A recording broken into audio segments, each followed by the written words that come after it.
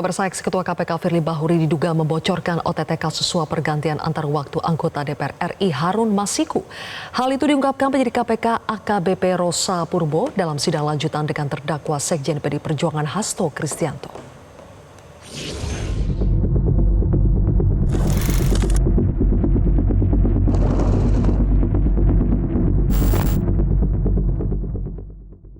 Komisi Pemberantasan Korupsi tidak akan tinggal atas pengakuan penyidik KPK AKBP Rosa Purbo yang menyebut Firly Bahuri menggagalkan operasi tangkap tangan OTT kasus suap PAW Harun Masiku.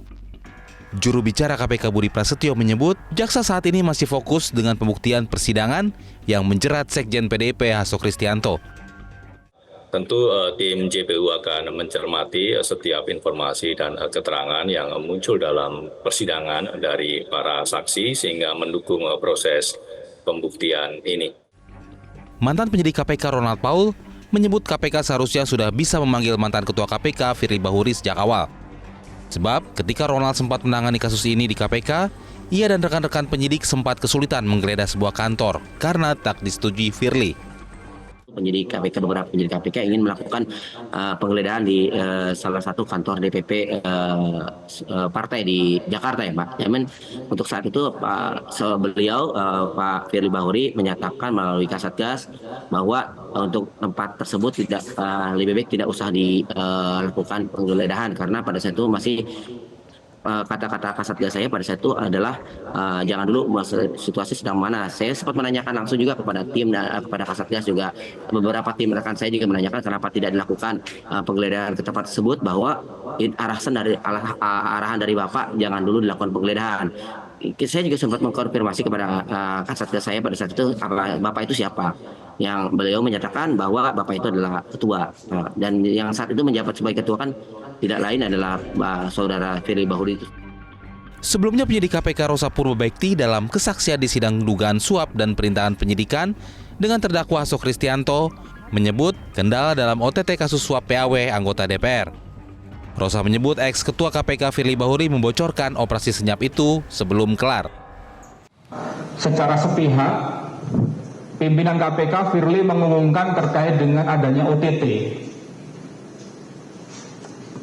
Itu kami ketahui dari posko, dari Kasatgas kami, dan itu di-share juga di dalam grup. Kami juga mempertanyakan pada saat itu, sedangkan posisi pihak-pihak ini belum bisa diamankan, kenapa sudah diinformasikan ke media atau dirilis informasi terkait dengan adanya OTT. Saat ini mantan Ketua KPK Firly Bahuri masih menyandang status tersangka di Polda Metro Jaya.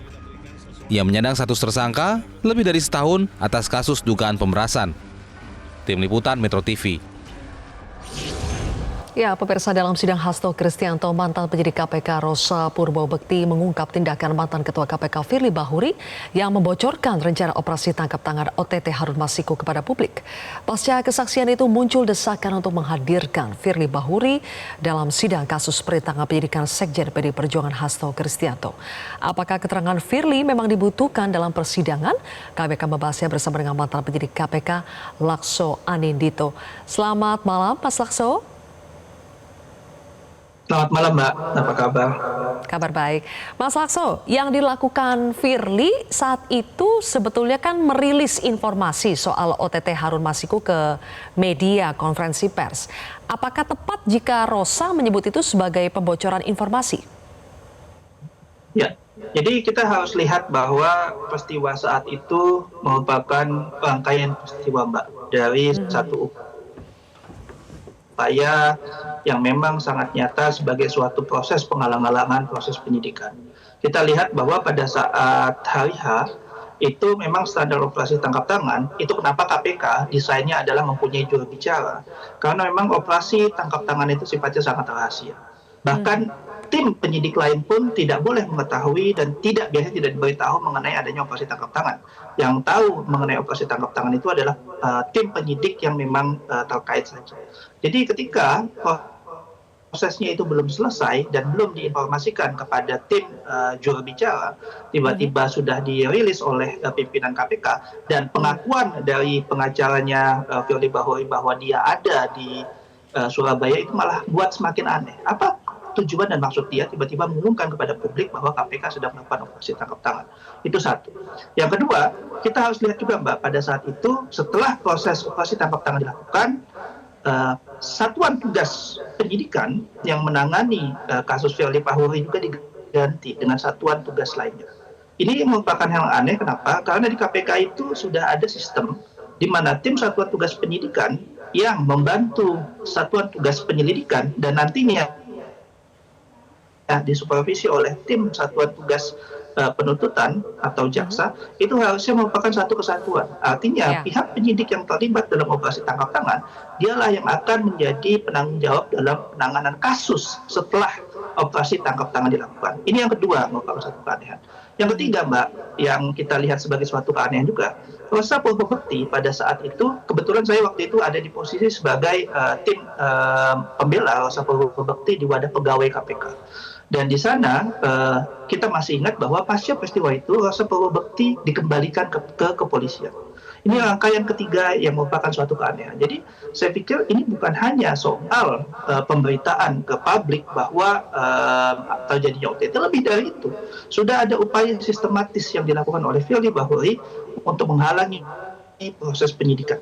Dan jangan dilupakan juga soal satu konteks penting, bahwa saat ini Firly Bahuri telah menjadi tersangka dugaan pemerasan yang dilakukan terhadap salah satu